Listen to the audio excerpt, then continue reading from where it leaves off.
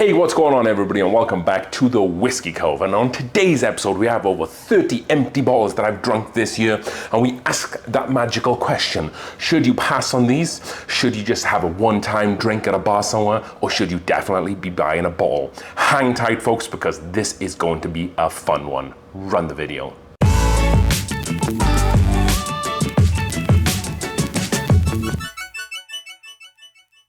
Alright then folks, thank you for joining us for another new and as always exciting episode here on the Whiskey Cove. If you haven't already, definitely go back and check last year's version of this video. It posted in around July sometime. You can definitely find it on our YouTube channel here.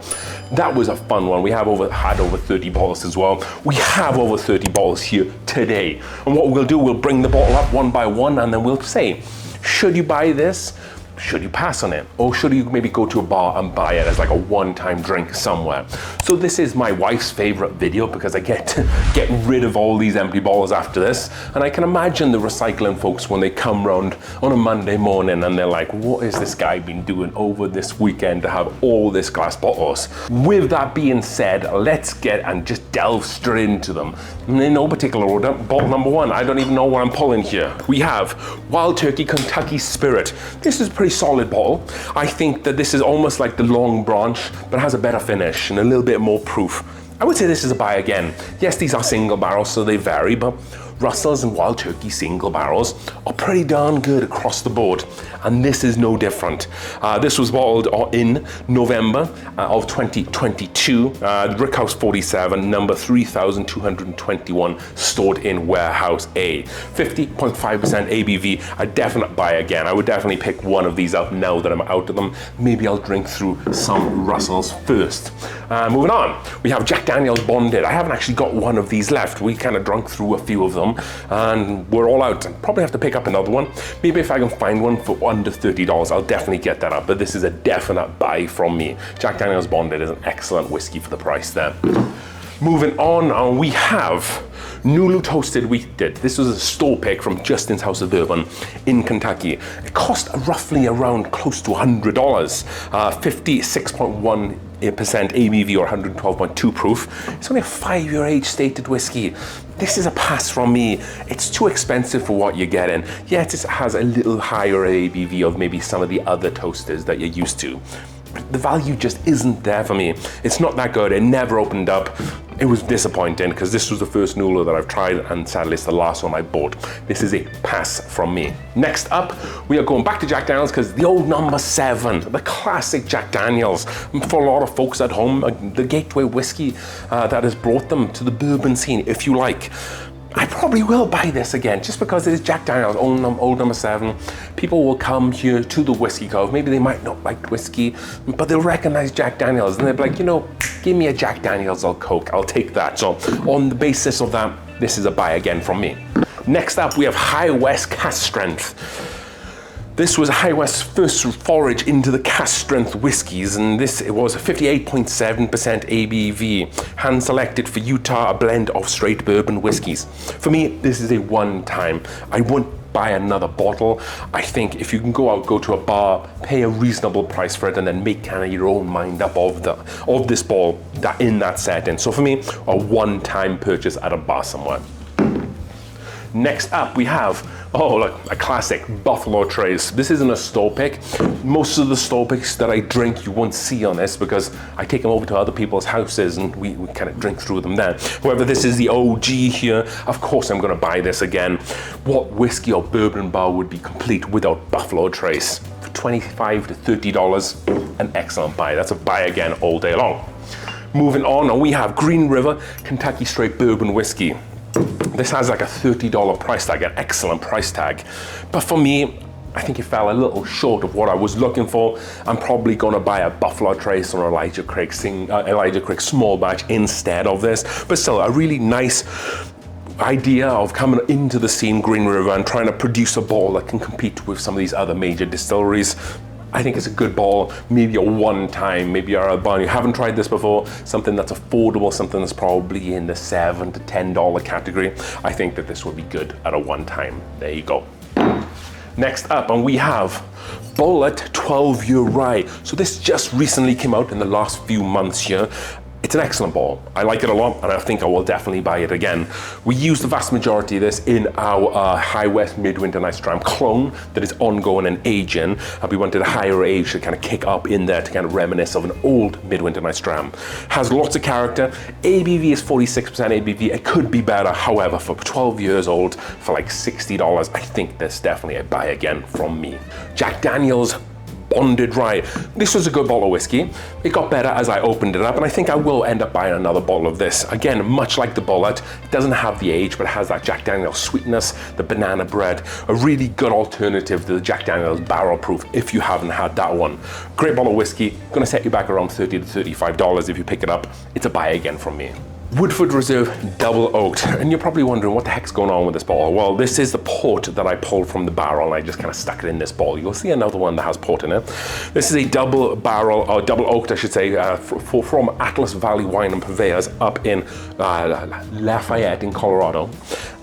This price has jumped actually. I think this is more closer to $70. I think I wouldn't be buying this again. I think this would be a one-time thing at a bar. Maybe you want like a mint julep or something like that. Ask for this. I think it would be a good one-time thing. I would just my preference would be to stick to Old Forester 1910 instead. Elijah Craig Toasted is a little bit better than this. Maybe they're a little even actually thinking about it. But Old Forester 1910 Michter's Toasted is obviously the one that you want if you can find it. But Old Forester 1910 rules. This Woodford Double Oaked is a one-time. And the next bottle that has port in it is very old Barton. I paid $18.99 for this. It was solid, it was pretty good, but it wasn't just good enough that I want to spend that amount of money on it. I would rather spend an extra $5 and get early times instead. So for that reason, this is a one-time. At a bar, I can't see it being more than $5. Of course, it depends where you are. A one-time for very old Barton. Next up, we have Simplicity Spirits, a premium bourbon whiskey. So this is a distillery out in Salt Lake City, but this is actually sourced from North Carolina. This has a lot of similar notes to Old Forester. Very yeasty, very like vanilla, cherry forward, banana forward. Can still smell some of that toffee there in the barrel. Best part, I think this costs like $40, maybe even less. Excellent value for money. I would definitely buy this bottle if I was out in Salt Lake City again and I saw this on the shelf. Very good bottle of whiskey for the price. That is a buy again from me. Next we have Maker's Mark FAEO2, the wood finishing series. So this is definitely one of the better Maker's Mark wood finishing series. All of them are pretty good, to be fair, apart from one. This is a solid one. If I see it on a shelf, if I'm that lucky to find it again, I'm definitely gonna buy it. Should be around $65, maybe even $60. If this kind of just slumming out there in a store that doesn't really know what it is, that would be a buy again from me, the Maker's Mark FAEO2. Kind of running out of room here already. Evan Williams single barrel. This single barrel I killed off this year, and it was unfortunate because they were kind of bringing the distribution back to only Kentucky. However, that has changed recently, and now they are back distributing to Colorado, which is excellent news. I paid $30 for this, and this is a definite buy again because I've already got one. I bought one last week. That is Evan Williams single barrel. Next up is a local distillery here in Colorado. This is Copper Sky limited release. Most of this stuff is sourced from MGP. This is the honey barrel, not finished on honey, but just supposed to be a very special barrel. 59% or 118 proof. Paid around $60 for this. I wouldn't buy it again, and I wouldn't try it once. Not that it was really bad, I think it was just very generic MGP. They do a lot better stuff than this, and it just wasn't as good as it was supposed to be, so I would just pass on this. You're better off spending your $60, $70 on one of the other lineup, like the wheated bourbon that they have is very good and a lot cheaper than this. It's a pass from me. Next up, we have Wild Turkey Rare Breed Rye. I'm a big rye fan, and I really like the traditional rye notes that kind of come from rye, the darker rolled anise, rolled rye bread notes. This is maybe more of a bourbon drinker's rye. It's a little bit sweeter. I definitely would say this is a one-time for me. I wouldn't buy this bottle again. There are other ryes out there that I would prefer to reach for other than this, which is gonna set you back $60 to $70 now. Those who like wild turkey will probably like this still, but again, for me, I felt that it was lacking a little bit in that rye department and kind of lent more into the bourbon, which isn't necessarily a bad thing, but it's not what I'm looking for in a rye. That is one time for me at a bar. Moving on, we have a High West double rye pick, shocker. And this is going to be a rum finish pick here. If you can find these old labels, they're definitely a buy again all day long. Should be around $50 because the new labels are now up to around $60, $70, which kind of look like this label here. However, these old double ryes are very good and they have some really interesting finishes. That is definitely a buy again from me. So next up we have the original gold bar. We also had the double gold bar, which was a black gold bar. Looked very similar, but it was kind of black. And I swear that one was sourced from Texas and that one was very good. However, this one is a blend of whiskeys then finished in California wine casks. This was around 50 bucks. I felt like it was lacking just a little bit. Too thin on the flavors, not much of a finish. But if you find the double black gold bar, which we had in the video of this last year, that one's a buy. This one's a pass from me. Cool bottle though, I guess. Moving on, and we have a Buffalo Trace store pick. Yeah, I guess we do have one here. This is gonna be really easy. A Buffalo Trace store pick, if you see one, you're gonna pick it up. I'm gonna buy this again multiple times. A great bottle of whiskey in every single barrel is just slightly different and always a fun one to compare each other to. Next up, and we have Chattanooga 111 proof, the cask strength bourbon, straight bourbon whiskey.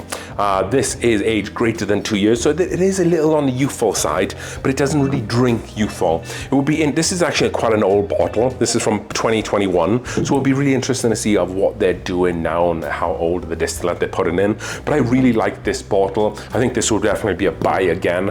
I haven't really seen it that much here in Colorado lately. I think maybe they have a port finish one. I haven't tried that one. I've tried this one. This is very good. I would buy this one again. Moving on, and we have Smoke Wagon Uncut the Younger. I overpaid a little bit for this one. However, I did think that it did have a little bit of that younger MGP note. A one time. I would say that's not bad, but it's a little bit overpriced for what it is. So if you can find it at a bar for a reasonable price somewhere local you like to support, definitely buy it as a one time. It's a barrel proof cask strength whiskey, so you get a little bit of heat with it, but you don't get some of those like nice woody, sweet, rounded out notes to help round out that kind of abrasive youthful note. High West Bottled and Bond. We're doing a lot of High West bottles. This is their straight or bottled and bond rye whiskey, and this is the first time I believe they put out a bottle that was 100% their own distillate, that wasn't the American single malt. This was good. It was okay. I wouldn't buy it again, but I would probably try it at a bar if that would be my recommendation, just because of what it is. It is High West's own distillate, and it's pretty solid, but it's not going to knock your shoes off. It's not going to set the world on fire. We've also included some of this into our Midwinter Nights project. That is Bottled and Bond, and that is one time from me. Of course, this list wouldn't be complete without Baker 7. Baker 7 is a staple here at the Whiskey Cove because we've just really kind of liked the bottles. If we can find it for $50 left, we're definitely going to pick this up. I think I have another one here already, so this is a definite buy again from me. Barmen 1873 bourbon whiskey. So this is through the Coors brewery, but it's sourced from Barton. Not my biggest fan. There's much more out there you can get and enjoy for cheaper. This is a pass from me. It's a little thin. It drinks more like Evan Williams Black Label. It should be a lot cheaper than what it is. Next up, we have a barrel select from Sagamore Spirits. This specific barrel select was phenomenal. I can't speak to all of their picks, but just solely based upon this one, if you see a barrel select from Sagamore, you probably should pick it up. That is a buy again from me because this knocked my shoes off. Next up, and we have Dickel 15 year. So this is a single barrel. This one is 52.3%. This one is a buy again from me, but there are specific permutations attached to that. You have to buy one that is 50% ABV or 100 proof and above. The ones below, they get kind of bogged down too much in that Dickel funk. The ones above 50% ABV, that proof kind of cuts through it a little bit and really rounds out some of those notes. And for like $50 to $60, it's a very excellently priced whiskey for that kind of price tag. You get a 15-year age stated, yes, a Tennessee whiskey, but it's been sitting in a barrel for 15 years, so let's respect that. High West Rendezvous Rye Old Label. If you drink this, you will notice that there is a lot of aged distillate in this bottle. I would definitely buy this one again. However, the new tags, again, very similar. Look into this. I would just buy that as a one-time. But if you're able to find one of these older labels, you have to pick it up. Anytime you see one of these white High West labels, this is more of like the old Bourbon or MGP juice. You have to pick it up. Excellent whiskey. I would definitely buy that again. Moving on. I'm a traveler. Pass. This was the worst whiskey we've ever reviewed here on the Whiskey Cove. That is saying something. The Traveler whiskey, not even bourbon, blended whiskey, 45% ABV on 90 proof is just like paint stripper in a bottle with a little bit of sweetness. We did not like that. That's enough said about this bottle. I'm happy to get this bottle out of the Whiskey Cove. Pass on that one. We have Midwinter Night's Dram, Act 10, Scene 3. So we were very happy that we were able to get this from last year, and we kind of drink through one every year, and this was the one from this year. If you want to get a High West Midwinter Night's Dram, and the only one you can get is a 10, like that one, pass on it.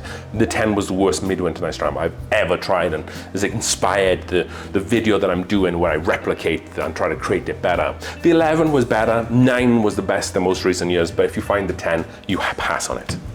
Moving on, we have 2 bottles left. We have the Maker's Mark RC6. So this was the first one in the wood finishing series and the hardest one to find because they didn't put out that many bottles. This is a pass for me. I didn't like it. I thought it was maybe just okay, but it was nowhere near as good as the rest of them. Not worth the hunt if you're trying to complete the set. Of course, you have that burning desire to complete the set if you can't find this one. However, if you're just buying it to drink, just passing it. It's not very good at all, my personal opinion. And then lastly, we have Smoke Wagon Private Barrel Straight Rye Whiskey, aged 6 years. This is quite a decent bottle of whiskey. It's a good tasting whiskey, but is it a $100 bottle of whiskey? I'm gonna say no, it's not. Is it a one time at a bar? You're probably gonna be paying about $20 to $25 off that. Is it worth that? It probably isn't. So on that kind of reflection there, I'm gonna have to say it's a pass on it. It's too expensive to enjoy this whiskey. I think that you can probably find some other Smoke Wagon stuff, like Undercut and Unfiltered, also even small batch. Yes, they are bourbon, not the rye, and enjoy them just as much. I think this is a little bit too pricey. 6-year MGP stuff, you could probably find something else that's higher. Heck, we have something here, a 12-year rye, and is this the same mash bill? This is not the same mash bill, but it is MGP rye, and this is much better, even though the proof is higher on this one. So I would pass on that one. It's just too expensive. So I'm going to spend the rest of the afternoon taking all these bottles out to the Whiskey Cove and putting them in the trash bin. Hopefully you've enjoyed today's video. I'm trying to keep it under 20 minutes.